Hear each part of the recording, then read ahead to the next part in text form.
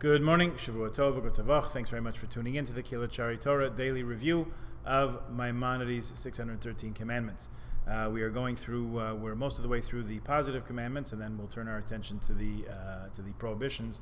In addition, for each morning of Elul, the month leading up to Rosh Hashanah and Yom Kippur, we are sounding the shofar in the morning to remind ourselves that it's time to do teshuvah, to awaken ourselves from our spiritual slumber, as it were, and do all that we can to prepare ourselves, put ourselves in the right frame of mind for the high holidays.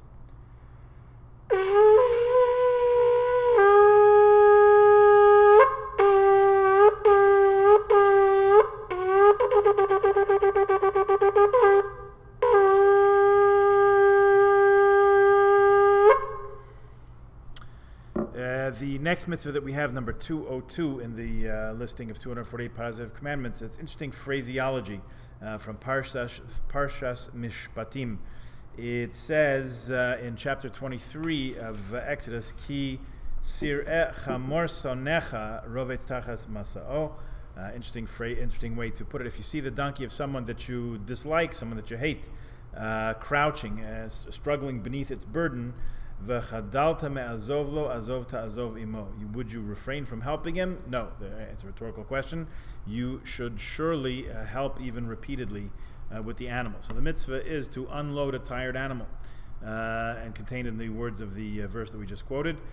You shall surely help unload the animal, and you're forbidden to leave it when it's struggling under its burden, as we're going to explain in the negative commandments. And if you leave it lying, you infringe both a positive and a negative commandment. So the mitzvah here is to help out.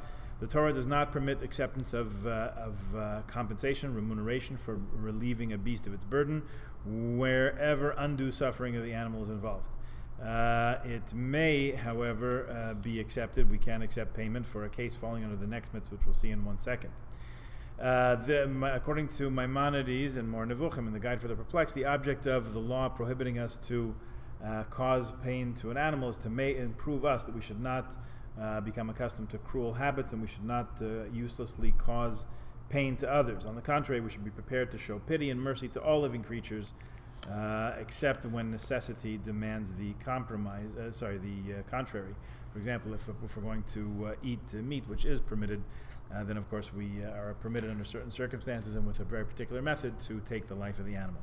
Okay, let's look on to the next mitzvah so we can connect the two. A positive mitzvah to assist the owner in lifting up his burden. By this mitzvah we are commanded to help a person load a burden onto his beast, or onto himself if he's alone, if it's been unloaded, after it's been unloaded by us or by another.